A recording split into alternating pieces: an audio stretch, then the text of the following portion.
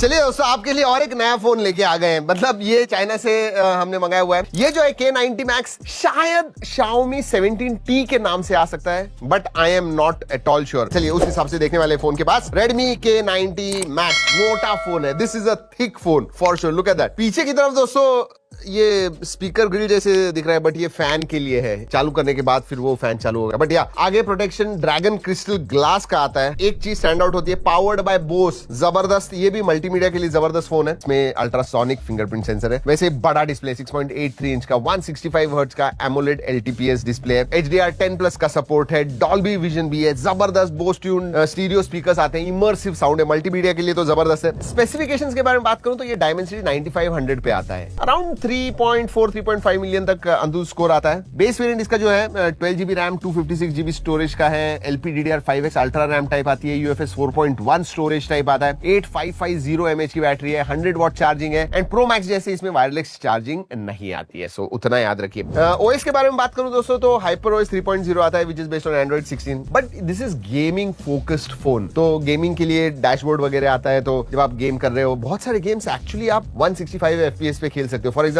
BGMI 120 FPS, COD mobile 165 FPS पे खेल सकते हो। थर्मल्स के मामले में जबरदस्त 6000 mm² का वेपर कूलिंग चेंबर आता है, बट वो फैन भी है जो 5 से 7 डिग्री टेम्परेचर कम रखता है अगर आप gaming session, heavy gaming sessions वगैरह कर रहे हो तो। So let me put on that fan. इधर से इनलेट है, इधर से आउटलेट है। अब दिखाता हूं मैं, ये देखिए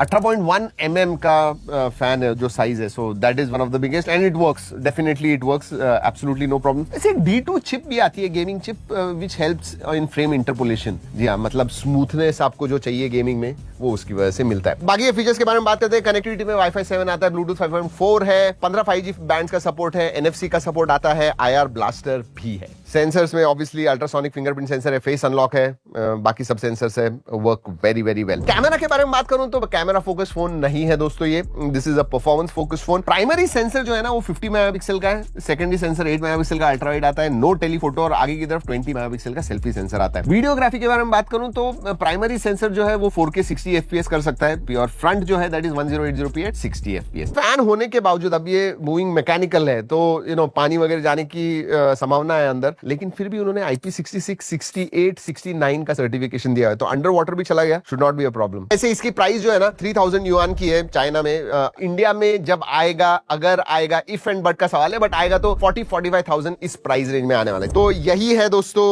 max K90 Max pro max का छोटा भाई K90 Max फॉर 41-42,000 मैं कहूंगा ठीक ठाक है, बट इंडिया में ये आएगा